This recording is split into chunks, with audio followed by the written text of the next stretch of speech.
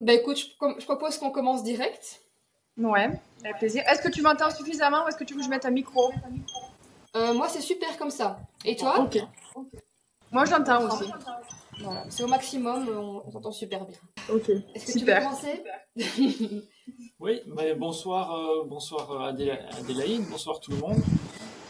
Moi je m'appelle Sébastien, je suis le partenaire de Pauline pour lancer un projet de ferme urbaine de spiruline à Bruxelles. Ce sera la première ferme qu'on ouvrira à Bruxelles courant de l'année prochaine.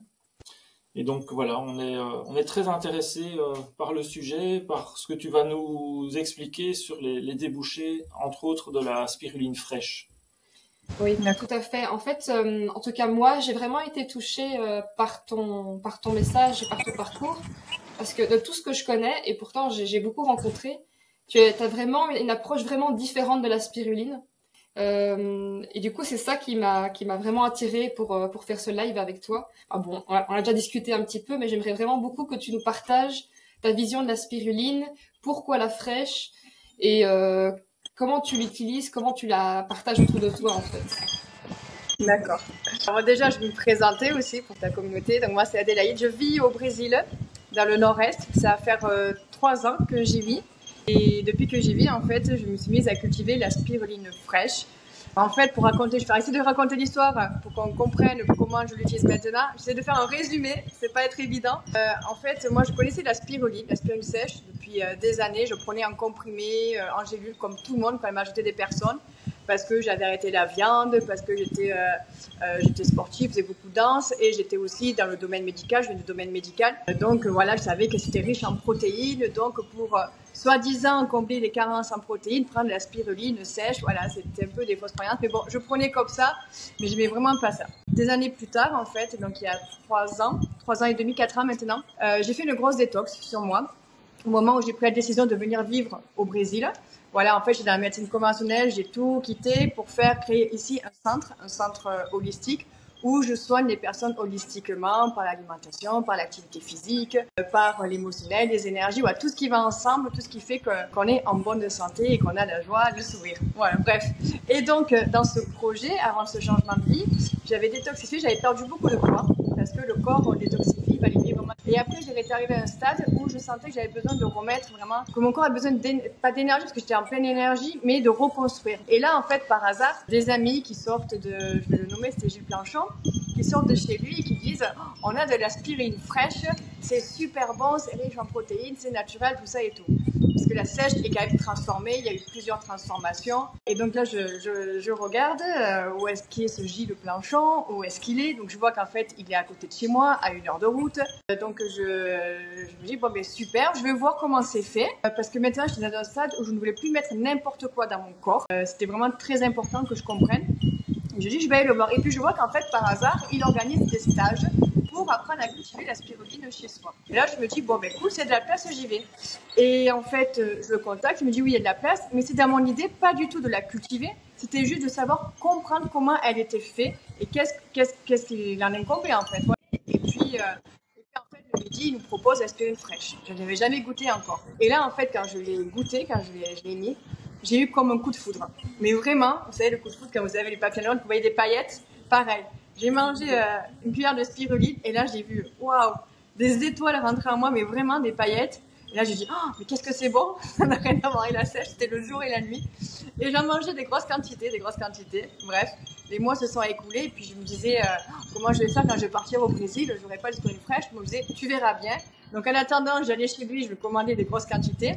Et puis après, quand je suis arrivée au Brésil, au bout de 2 mois, 3 mois, ouais, 2 mois c'était, ça me manquait vraiment trop. Et ici, en fait, je suis quand même dans un climat idéal pour la spiruline, parce qu'il faut savoir que la spiruline pousse à l'état naturel dans des pays chauds, en zone tropicale, elle a besoin de soleil, elle a besoin de chaleur. Et ici, on est vraiment à des conditions optimales. Et donc, lors de mes allers-retours, parce qu'apparemment, je fais des allers-retours France-Brésil, j'ai créé ici un bassin, j'ai ramené des semis-souches, j'espère une fraîche de France, que j'ai ensemencée ici. Et depuis, voilà, je me suis mise à la cultiver. Donc, pour revenir à ça, en fait, et en fait, comme moi j'ai un passé médical, je suis médecin, au départ, j'ai cette notion scientifique de thérapeute que n'ont pas forcément les spiruliniers, parce qu'on n'a pas fait les mêmes études, et ça, c'est normal, chacun son parcours, hein. Et moi, en la cultivant, en fait, je lui ai découvert en faisant mes connaissances scientifiques, mes connaissances médicales, mes connaissances du corps humain. Je lui ai découvert des propriétés qui sont méconnues, que j'ai expérimentées sur moi, que j'ai expérimentées sur les animaux, que j'ai expérimenté aussi. J'accompagne des personnes aussi à les remettre en santé. Pareil, ils ont pu expérimenter chez eux. Il y en a eu des résultats incroyables au niveau cicatrisation, des cicatrisations très, très, très rapides. La médecine, par exemple, on se fait une plaie ouverte, en 10 jours, ça cicatrise, là, en 24 heures. Là, j'ai des photos à l'appui. Tu as pu constater sur les autres et aussi sur toi-même. Quand c'est des choses nouvelles, on fait d'abord sur soi avant de faire sur les autres. Ça, c'est normal. Enfin, bon, pas m'amuser pour voir si ça cicatrise. Voilà, il y a ce côté-là. Et puis, moi, je prends vraiment la fraîche. Pourquoi la fraîche? En fait, elle a ce pouvoir-là que ne peut pas avoir la sèche. C'est là où on va revenir sur la fraîche. C'est parce qu'en fait, la fraîche, elle n'a pas été transformée. Elle est à l'état brut et elle est vivante. Elle est vivante, contrairement à de la sèche qui va être déshydratée. Alors, la déshydratation, il ne faut pas qu'elle ait à plus de 42 degrés. Parce que si elle est à plus de 42 degrés, on tue toutes les vitamines, tous les minéraux. Il va rester vraiment très peu de propriétés de la spiruline originelle. Et ensuite, chose aussi très importante, si elle a été, il faut qu'elle soit déshydratée à moins de 42 degrés pour conserver vitamines et minéraux. Mais malheureusement, on perdra quand même certaines vitamines, dont la vitamine C pendant la déshydratation. Alors que dans la fraîche, elle y est. Ça, on l'a pas perdu. Ah ben ça, j'ignorais. Je pensais qu'elle n'était pas présente dans la spiruline, la vitamine C. Dans la fraîche, elle y est. Moi, c'est ce qu'on m'a transmis, elle y est. La fraîche, c'est pas dans la sèche, tout à fait. Ouais. Pourquoi? Parce que la vitamine C, elle est très fragile à l'oxydation. Par contre, c'est vrai que ça incombe de manger de la fraîche assez rapidement. Donc directement récolter, directement manger. Voilà. C'est comme un fruit. C'est comme un fruit, par exemple. Une orange. Alors l'orange, c'est pas ce qui contient le plus de vitamine C. Mais une orange qui vient juste d'être cueillie sur l'arbre, elle sera regorgée de vitamine C. Elle aura été, voilà, une orange qui aura traîné dans un frigo plusieurs jours ou plusieurs semaines, il n'y aura quasiment plus de vitamine C en fait. Vous comprenez? Donc c'est pareil pour la spiruline fraîche. C'est pour ça qu'on ne la trouve pas dans la sèche. Parce que comme on l'aura déshydratée, la vitamine C, en fait, avec... je vais dire des bêtises, là, je n'ai pas envie de l'oxydation va disparaître. Voilà, donc, et la fraîche, une fois qu'elle est récoltée dans le sommet de culture, elle va perdre en vitalité au fur et à mesure des jours parce que c'est un être qui est vivant. Et donc, au fur et à mesure des jours, on perd sa vitalité. Et c'est pour ça que la fraîche, le problème de la fraîche, c'est qu'une fois qu'elle est récoltée, elle se conserve qu'une semaine au frais. Après, elle est morte. Après, voilà, il faut éviter de la consommer. Une fois qu'elle est morte, les bactéries pathogènes peuvent se développer. Et là, ça peut être toxique pour notre organisme. Ah oui, bien sûr. D'ailleurs, une semaine, ça me semble même beaucoup. Moi, en tout cas, ce que nous, on a dit, c'est plutôt 3 jours. Non, alors attention. Ça, les personnes qui disent ça, c'est qu'ils vont rincer leur spiruline après récolte. Et donc, la rincer après récolte, on va la fragiliser. Surtout parce que ce ne sera pas la même concentration, on va enlever ces nutriments du milieu de culture.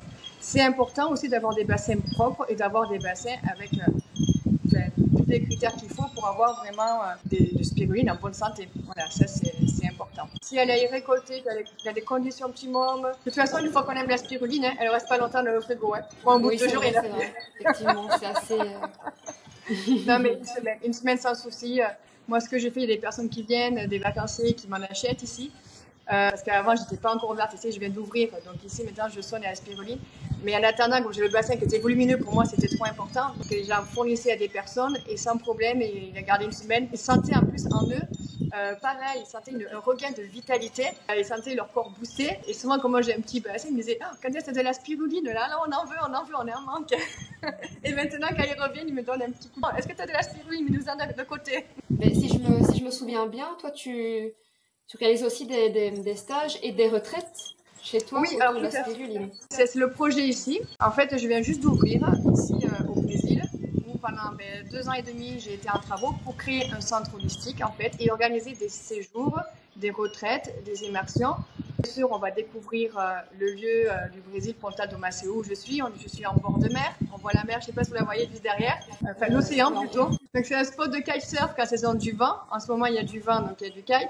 Et donc, j'organise ces jours comme ça, et en même temps pour vitaliser les gens, les remettre en santé, donc autour de l'alimentation, autour de l'activité physique et yoga, autour de la spiruline, bien sûr, où je transmets comment elle est cultivée, on leur apporte tous les jours, et quand ils ont besoin aussi, je propose maintenant, je suis en train de mettre en place des thérapies pour soit améliorer sa vitalité, soit pour du bien-être, soit carrément curatif pour des thérapies, parce qu'elle peut soigner les problèmes de peau. Nous, on s'amuse à faire pour des masques anti-vieillissement, qu'on se met aussi sur la peau, et ça on a des résultats mais juste incroyables.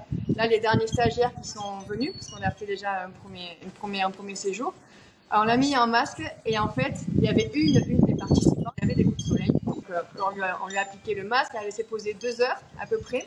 Et quand elle a retiré, en fait, il n'y avait plus du tout de coups de soleil et sa peau avait un joli teint abricot.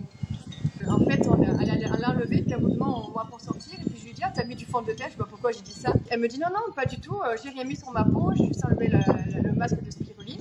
Et en fait, c'était rigolo, elle avait vraiment le teint complètement uniforme, le teint hâlé, abricot, pourtant c'est quelqu'un qui a une peau blanche. Et surtout, on voyait la démarcation à l'endroit où j'avais arrêté la spiruline, donc c'était là. Et là, ça faisait vraiment abricot et après, ça faisait blanc. On voyait vraiment la démarcation de la... Et surtout, une sensation, comme la peau, même moi aussi je l'ai fait, que la peau est hyper hydratée, plus que si vous mettez une crème hydratante, c'est lourd. Là, la peau est souple, tout ça. C'est vraiment très joli résultat, même anti-vieillissement, même pour du bien-être. Voilà, on peut faire curatif et aussi bien-être. Et puis, il y a plein de solutions. Et puis après, pour voir, faut venir ici, expérimenter ici au Brésil, à mes côtés. Et comme je dis, voilà, j'ai la chance d'avoir ces notions scientifiques, cette connaissance du corps humain, cette connaissance de l'anatomie que n'ont pas forcément les spiruliniers. Donc même les spiruliniers qui adorent la spiruline, venez ici, que je vous transmette aussi mes connaissances. Venez découvrir le Brésil, manger de bons fruits, profiter du soleil, de la chaleur. Tu nous donneras ton adresse, qu'on puisse la renseigner sur le site et oui, bien sûr. Informations pour te contacter, évidemment. Avec plaisir, avec plaisir. Tu avais aussi dit que tu avais rencontré des descendants de Mayas. Oui, je suis partie alors l'année dernière, non, c'était cette année. Cette année était très longue, pleine de péripéties. Je suis partie 2 mois au Mexique. Et pourquoi je suis partie au Mexique? C'est parce qu'en fait, j'aime bien aller toujours à l'origine des choses. Comme quand je soigne, en fait, quand je soigne quelqu'un qui est malade, j'aime aller voir, c'est pour ça que je suis partie de la France, parce que moi j'aime soigner holistiquement, et aller voir l'origine de la maladie. Et l'origine de la maladie n'est jamais là où le symptôme va éclore, elle est toujours ailleurs. Et c'est surtout souvent multifactoriel en fait. Donc moi c'est ça qui me passionne, qui me plaît, aller voir toujours l'origine des choses. Et c'est pareil pour la spiruline. En fait, j'hésitais entre partir la Colombie, le Mexique. J'avais envie de faire une pause ici. Et j'avais envie d'aller à l'origine de la spiruline. Et je savais que les Aztèques et les Mayas cultivaient de la spiruline. Donc en Colombie, il y a des Mayas, au Mexique aussi, au Guatemala aussi. Et en fait, finalement, le destin m'a mené au Mexique. Et en fait, sur mon parcours, j'ai eu des contacts là-bas. Et en fait, on m'a dit, quelqu'un qui était passionné de spiruline au Mexique, qu'en fait, la toute première cellule souche au monde vient du Mexique, de spiruline. Parce qu'en fait, ils ont retrouvé ça, qu'ils ont fait des carottages dans la terre dus aux impacts de météorites, parce qu'il y a eu beaucoup d'impacts de météorites au Mexique. Et en fait, en recherchant, ils ont retrouvé la plus vieille cellule souche de spiruline. C'était vraiment au niveau du Mexique. C'est pas en Afrique, c'est pas en Inde, même si on en retrouve maintenant naturellement. Ça a été vraiment au Mexique. Étant donné que les plaques tectoniques ont quand même beaucoup bougé en 3 milliards d'années, est-ce qu'il y avait déjà le Mexique à l'époque? Alors en tout cas, sur les terres là-bas, en tout cas c'est là-bas quand ils ont fait grâce, c'est là-bas. Je suis pas allée explorer, c'est pas moi qui ai fait le carottage. Et il faut savoir que la spiruline, ici en fait j'ai été en contact avec l'université qui est à côté. Il y a pas mal de recherches sur la spiruline, sur les algues, et ils se servent de la spiruline ici pour nettoyer de l'eau non potable, pour la rendre potable pour les bassins de crevettes. Voilà, donc elle a quand même un pouvoir de nettoyant. Ouais, elle a un pouvoir tout à fait, elle a le pouvoir de nettoyer l'eau, donc ça va pouvoir nettoyer l'eau. Elle a le pouvoir aussi de nettoyer notre corps, sachant que nous sommes faits à 90% d'eau, quand nous sommes jeunes, en bonne santé, quand nous vieillissons, nous perdons de l'eau. Mais ça veut dire aussi qu'elle a le pouvoir de nettoyer nos liquides intérieurs, donc un pouvoir détoxifiant aussi. Et en plus, il faut savoir aussi, on rajoutera sur la spiruline fraîche, quand on cultive, par exemple, si on se met à cultiver de la spiruline en aquarium chez soi, on peut tous le faire. Moi, c'est une petite formation que j'ai créée en ligne parce qu'il y a beaucoup de personnes qui me disaient ah mais toi c'est facile, tu as de la spiruline fraîche toute l'année, tu vis au chaud. Nous en France, quand c'est l'hiver, on n'en a pas, on peut pas aller chez nos spiruliniers. Et donc pour cela, j'ai mis en ligne une formation qui est vraiment bien cadrée, étape par étape. Il y a des vidéos, PDF pour apprendre à cultiver de la spiruline chez soi en aquarium, même si on vit dans un petit appartement. Et comme ça, on peut en avoir toute l'année. Et l'avantage, en plus d'en avoir toute l'année, d'en avoir surtout l'hiver en France, c'est que l'hiver, en fait, il fait froid, il y aura moins de soleil. L'alimentation, elle sera appauvrie en nutriments, donc en vitamines et en minéraux, ce que notre corps a besoin pour être en bonne santé. Et donc, le fait de cultiver la spiruline, ça va vraiment combler ces carences. Et en plus, par exemple, les personnes qui habitent en ville, qui ont leur aquarium, par exemple, de spiruline chez eux, la spiruline, on sait que ça transforme le CO2 en oxygène. Et donc, de ce fait, en fait, ça va pouvoir améliorer l'air ambiant. Imaginez, vous êtes en appartement, en ville, c'est pollué, parce que l'air quand même citadin est assez pollué. Ça va capter le CO2, renvoyer de l'oxygène à votre appartement. Donc, vous allez avoir, on va dire, votre corps mieux oxygéné, donc vous serez plus réactif. Mieux oxygéné, vous allez mieux travailler aussi, se travailler dans un bureau. Bref, il y a plein de bénéfices. En plus, vous la consommez, donc vous nourrissez vos cellules, vous reconstruisez vos cellules, c'est antioxydatif et vous rajeunissez. Et j'ai aidé aussi, là cet été, on a fait un bassin en Grèce, voilà, pour un projet. En Ariège aussi, une amie, voilà, on a installé, elle a aussi un projet de vie de recevoir des personnes aussi, de faire un bassin. Et après, d'autres personnes à l'aquarium. Tout à fait, ouais. Et à chaque fois, 100% réussite. Bien carré. Quand c'est bien carré, que tout est écrit, c'est facilement reproductible et ça, c'est important. Ça nous intéresse parce qu'on va aussi expérimenter la culture de spiruline en aquarium, en milieu contrôlé, on va dire, avec des LED, avec un système de chauffage. C'est peut-être d'ailleurs un procédé qui est assez complémentaire à la culture classique en bassin, puisque ça permet du coup de gérer à plus petite échelle, de tester différentes souches, différents types de nutriments, etc. Donc c'est vraiment intéressant comme démarche. Et c'est complémentaire d'une démarche de ferme plus productive. Oui, tout à fait. Et surtout l'hiver, quand il n'y a plus de soleil, de chaleur, vous pouvez faire que comme ça pour pouvoir, en plus, c'est mieux de la conserver, d'avoir cette petite production et d'être sûr que la saison d'après, vous pouvez en ressemencer ou voilà, qu'il n'y a pas... Tout à fait. Et tout à fait. Et après, si vous voulez avoir plusieurs cellules souches, ça permet d'avoir plusieurs cellules souches différentes et de comparer aussi. C'est clair que c'est super. Oui, ce qu'on espère, c'est pouvoir cultiver toute l'année. Un aquarium de 40 litres, mais ça fournit pour 2 personnes. Hein. Ou alors, on peut faire même plusieurs aquariums, même, ça peut être plus un aquarium carré, ça peut être des vases, on peut faire un truc hyper design. On pourra un truc vraiment sympa. Après, il faut laisser cours son imagination. Oui, c'est sûr. On planche dessus. Ouais, je pense que c'est intéressant qu'on puisse échanger sur ces techniques d'aquarium, sur l'équipement à prévoir aussi, s'il faut des bulleurs ou tout ça, tu le décris, j'imagine, dans ton PDF. Tout est décrit dans la formation. Après, oui, il faut des bulleurs, une agitation douce. En fait, il faut reproduire les conditions optimum de la spiruline. On reproduit vraiment ces conditions dans un aquarium. C'est la même chose. Et tu dirais que la culture en petit aquarium, c'est difficile ou en fait, ça coule de source? C'est facile parce que tu as en plus c'est encore plus carré, c'est encore plus facile qu'un bassin parce qu'en fait tu contrôles les paramètres externes. Alors qu'en bassin, on est dépendant de la météo. Moi ici je suis dépendant de la météo parce que si y a des jours où la température va varier, alors qu'en aquarium tu peux contrôler ta température, tu peux contrôler ta lumière. Ici, par exemple, quand c'est la saison des pluies, même s'il ne pleut pas toute la journée, il va pleuvoir que le matin, le soleil va moins rentrer, il risque d'avoir des nuages, donc l'ensoleillement va être différent. Donc il y a toujours des paramètres, il faut toujours être encore plus vigilant en bassin extérieur qu'en aquarium. L'aquarium, c'est beaucoup plus simple. Tu as parlé tout à l'heure de consommer la spiruline. Tu la consommes telle qu'elle ou bien tu l'agrémentes avec d'autres ingrédients, la spiruline fraîche? On l'aime comme ça telle qu'elle, mais on peut aussi la mélanger d'autres aliments. Et quand on mélange d'autres aliments, c'est être un exhausteur de goût. Voilà. Ça va aussi bien avec du salé que du sucré. Alors moi ici, c'est facile, on a des avocats, donc par exemple je fais des guacamoles à la spiruline. Voilà, c'est très facile à l'apéro, c'est sympa. Je suis originaire du sud de la France au départ, donc avec la tapenade, des olives, la tapenade et spiruline, ça va super bien aussi. Ça vous fait des petites sauces, vous pouvez la mettre sur de la salade avec de l'huile d'olive. Ça va très bien avec le cacao. Cacao, banane, spiruline, c'est super bon. Ici, moi, je fais des glaces à la spiruline et cacao, c'est vraiment super. Ouais, et ça va super bien. Et en fait, le cacao spiruline, moi, c'est quelque chose que j'ai instauré ici aussi, que j'ai ramené du Mexique. Ça, on va parler le côté un peu plus spirituel, si vous voulez, je vous transmets ça.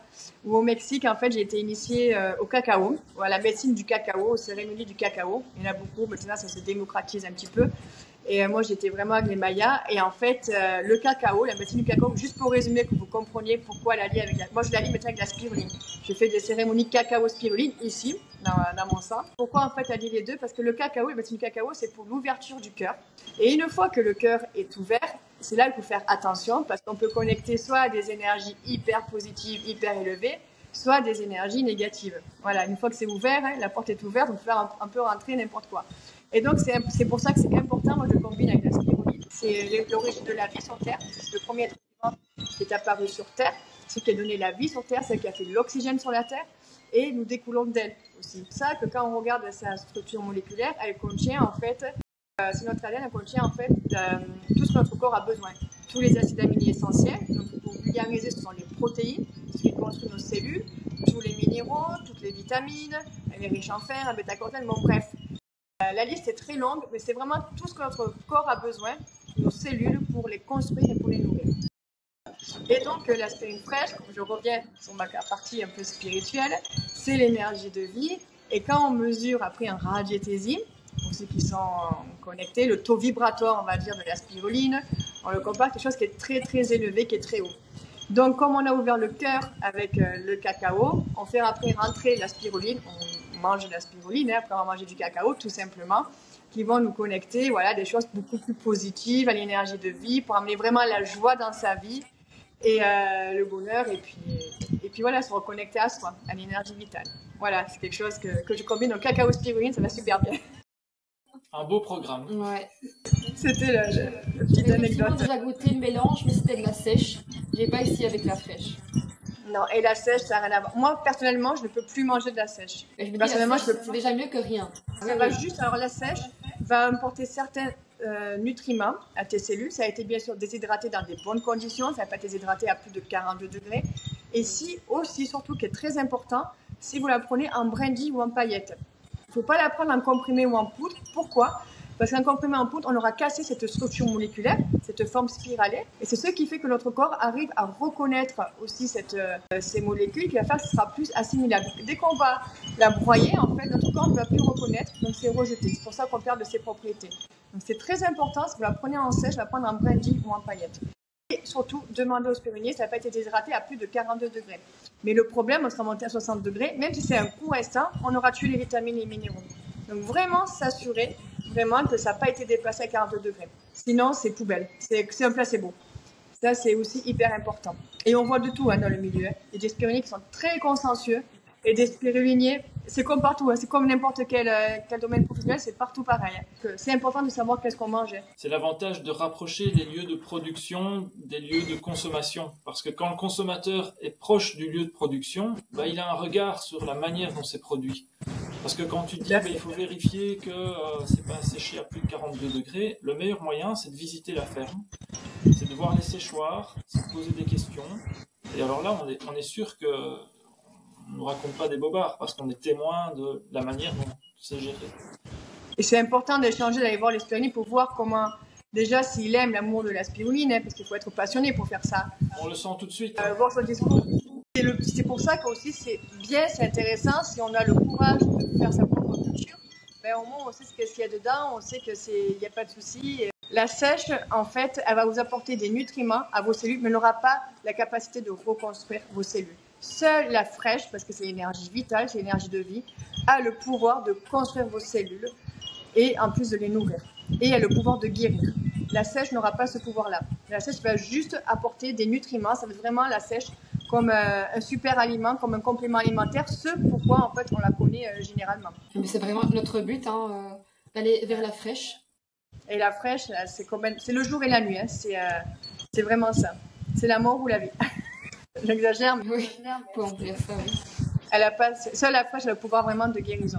Merci pour toutes ces informations. Est-ce que tu as encore quelque chose à ajouter ? Écoutez, si vous voulez venir expérimenter l'aspirine fraîche ou pour passer des vacances, vous pouvez venir ici au Brésil. Donc j'organise des séjours, comme vous avez compris, en immersion, soit pour découverte, vraiment pour augmenter sa vitalité, se faire plaisir, soit vraiment aussi en détox. On peut venir ici aussi en détox. Je travaille aussi avec l'aspirine, soit des problèmes particuliers, des séjours sur mesure aussi pour les personnes qui ont envie.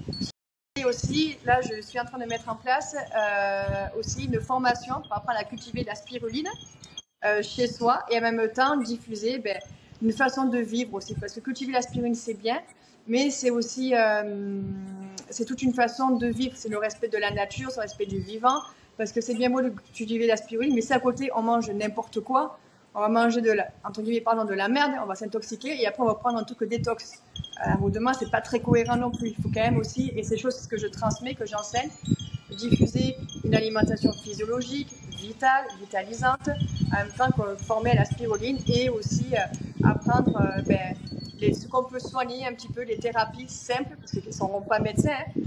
Moi, je le suis, donc, mais pour pouvoir quand même s'aider et s'améliorer son quotidien et sa vitalité. Voilà. Okay. En tout cas, merci pour l'invitation.